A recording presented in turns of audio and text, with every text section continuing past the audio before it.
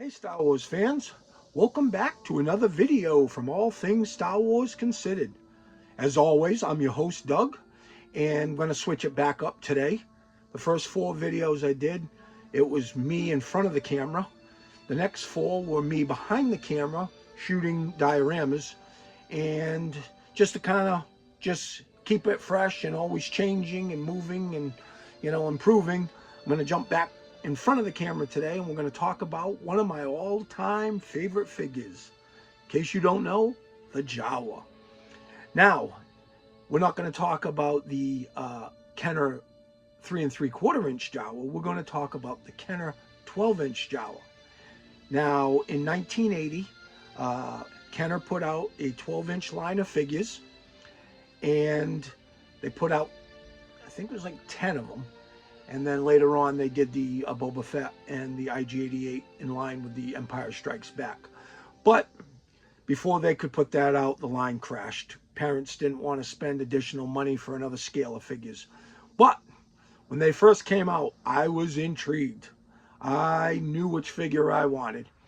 Well, that summer, my parents took my brothers and I to New Hampshire.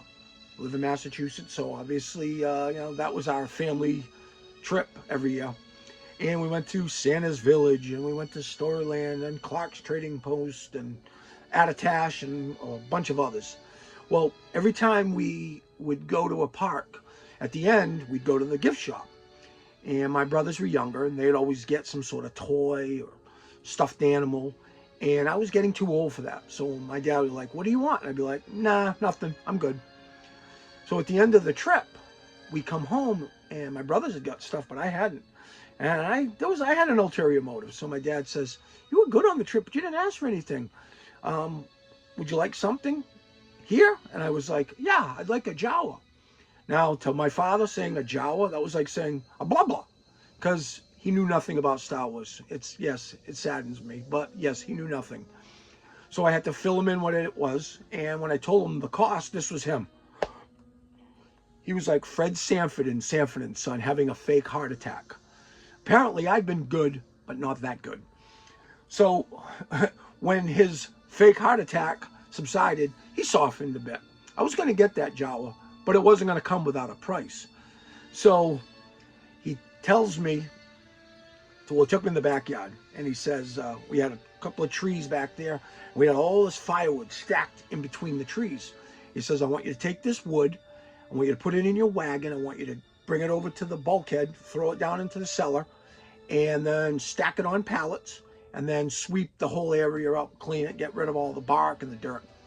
We had a wood stove, and obviously throughout the winter, Massachusetts winters are cold, we had the wood stove that would kind of help our family's heating bills. So I did it, and the joke is, even to this day, that I had to move 8 cord of wood to get my Jawa action figure. He says it was probably like a half a cord, somewhere in that ballpark. But as a kid, you're looking up this mountain of wood, and it just seems like it's going on forever and ever. So it seemed like 8 cord, but it really wasn't. So I did exactly as I was told. And my father come home that night from work and went down in the cellar. He inspected my job. Satisfied with what he saw, he told my mother, "Okay, this weekend, take him to the store and get him his Jawa figure." So that Saturday, we went to Child World, and went into the toy aisle, and there was the Jawa figure. I grabbed him, I brought him to the register. My mother paid for it, and I was beaming with pride. I'd worked hard for that Jawa, and I was thankful that I got it. It taught me a good lesson, because now as an adult, I work hard for everything I get. I don't ever expect a handout or, there were some valuable lessons in getting that Jawa figure. Now, this is more of a review, but it was more just to tell the story. Now, before anybody asks, this is not the Jawa. I was a kid. I played with my stuff. I ripped the box open. This is one I picked up on eBay years later. But here it is.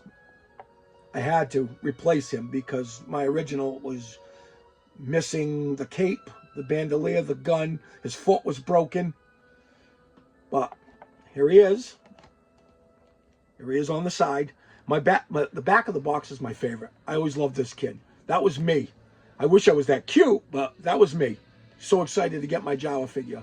Then they give you some stills from the movie, and then show you how you can play with it. You know, like a kid needs, you know, instructions on how to play with a toy. But you know, we recreate this scene, recreate that scene. You know, side is the same. Back to the front. There's the Jawa. Kind of sterile, right? No.